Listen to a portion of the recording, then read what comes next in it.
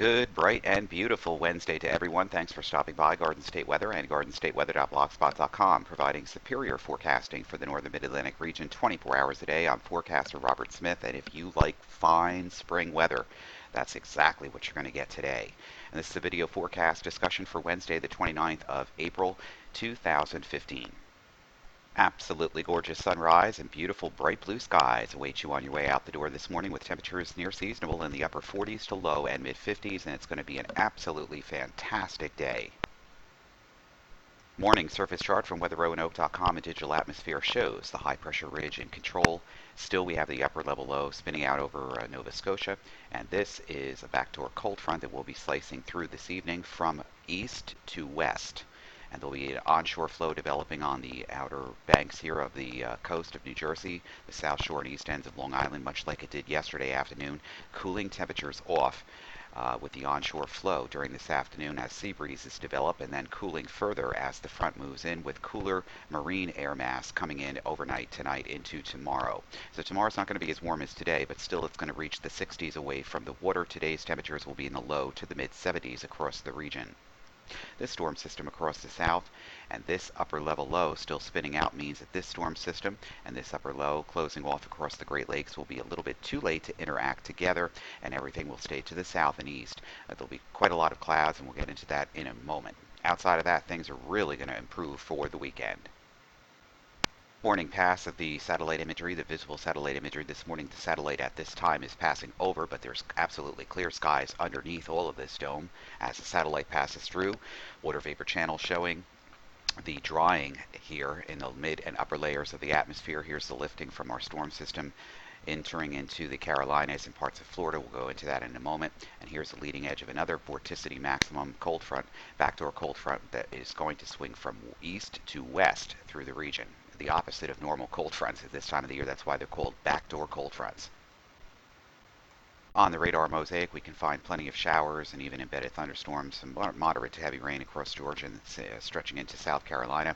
This is also produce a lot of wind and hail damage, a few water spouts here in central and southern Florida, and wind damage from thunderstorms yesterday, and another batch of thunderstorms moving over this region during this morning as well.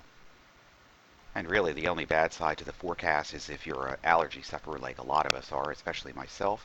Pollen from oak, birch, maple, and a lot of other trees being on the high side with the disbursement of pollen broadcasting through the air today, Thursday, Friday, Saturday, and Sunday.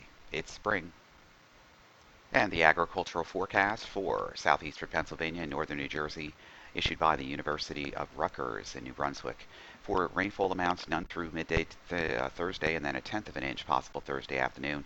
Winds for spraying out of the northwest at 5 to 10 today, northwest at 5 tonight, east at around 10 on Thursday. 30 to 40% relative humidity today, absolutely gorgeous. 80 to 90% tonight, a little bit more with an onshore flow tomorrow at 40 to 50%. Dew points will be in the 40 to 45 degree range through Thursday. The drying conditions will be good today, fair on Thursday, but possibly turning poor later on Thursday. And we're expecting some light dew tonight, none on Thursday night, but wetting and some showers as possible. And the percentage of sunshine today, 90% and only 20% on Thursday. And the good news is that we have no air, land, or sea advisories at the time for the aviational weather deck today. VFR clear, light northwest wind or calm. And then later on today, we'll have clear skies to start, then scattered cumulus around the region during the afternoon at around 6,000 feet or so. Beautiful afternoon. Northwest winds gust to 20 knots early, and then winds diminish during the afternoon. Coastal sea breezes developing this afternoon. There is some model uncertainty regarding the inland penetration of the sea breeze front, as less confidence on regarded with that. For tonight, VFR leftover scattered cumulus at around 7,000, especially prior to late tonight, and also some scattered to broken thin cirrus at about 20,000 feet arriving from the southwest to north east, mainly after midnight tonight. Light or calm winds, and then tending to go northeast by tomorrow morning as the backdoor cold front swings through. Thursday and Friday, ceilings could lower to MVFR or IFR, especially across the south and east, where we could find the effects of from Millville, Atlantic City, where some rain is likely. It's also possible that Allentown and Reading remain VFR through the period. However, even more than that, there could be no rain. There could be some periods of lowering ceilings. Breezy easterly to northeasterly winds tomorrow and later on Thursday into Friday. Saturday and Sunday, VFR. High pressure builds in after Saturday morning, and it continues through the weekend. Just gorgeous for today. Right now, outside of Newark, 55 degrees. That's above normal for this time of the year for a morning low at this hour.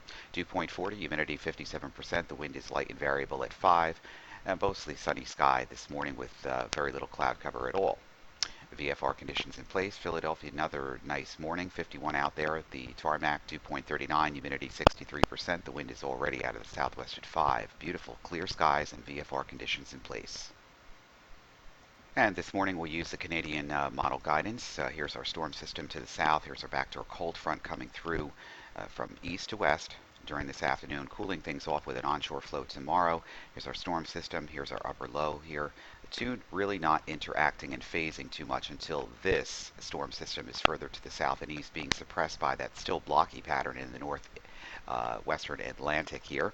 This keeps a few showers around the region, but most of this will not affect too many people. And the storm system will be pushing out to sea with drying conditions, high pressure building in for the weekend. Saturday, Sunday, Monday, temperatures are really going to start warming up.